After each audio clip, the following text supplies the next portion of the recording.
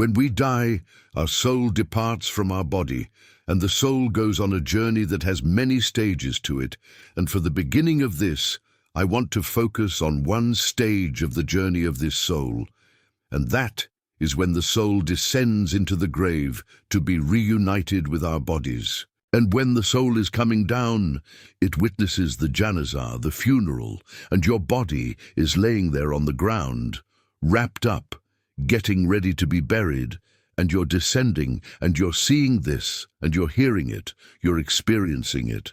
And when the people then take your body and place it in the grave, your soul descends in there into the grave to be reunited with your body. And then your loved ones, your friends who are there at your janazah, they will start shoveling dirt, start picking up dirt with their hands and placing it in the grave, throwing it on top of you, and you will feel it fall on top of you.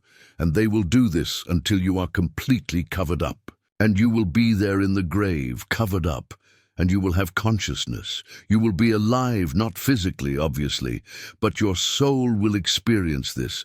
And then after your family makes some du'as and they say some nice, kind words about you, they'll walk away, they'll leave, and you will hear their footsteps as the Prophet, peace and blessings be upon him, said that you will hear their footsteps as they walk away, and you will be there alone in the grave by yourself. Darkness, silence. What happens at that point? Two angels come to you, Munkar and Nakir, and they ask you 3 questions, perhaps the most important questions you will ever be asked, and the 3 most important questions you will ever answer. And those questions are, what is your deen, translated as what is your way of life or your religion? Who is your prophet? And who is your Lord?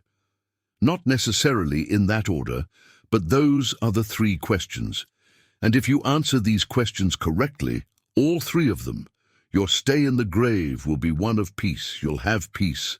You'll have pleasure until the day of judgment when the horn is sounded and you are raised up out of your grave.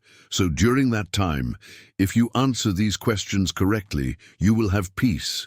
But if you don't answer these questions correctly, all 3 of them, your stay in the grave will be full of pain. So we must answer these questions correctly, but here's the problem. A lot of us say to ourselves at this point, I'm good because I'm a Muslim, and I know the answers to these questions, and I'll answer them correctly. This is a problem. This is called being overconfident, because as many of the scholars say, the answer is not given with your tongue. The answer is not given with your brain. The answer is given with your heart.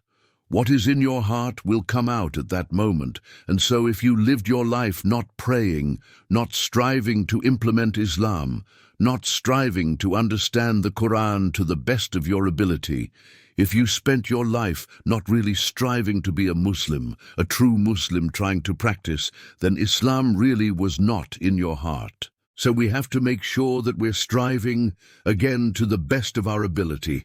I'm not asking for perfection. I'm not asking for scholars. I'm not asking for you to be of the best character like the Prophet, peace be upon him, but we must strive for it, so that on that day when these angels come to us and they ask us these questions, what is in our heart will naturally come forward.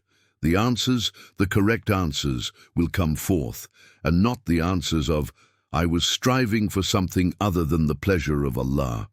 So we have to make sure that Islam is in our hearts, not just on our lips, not just in our mind. You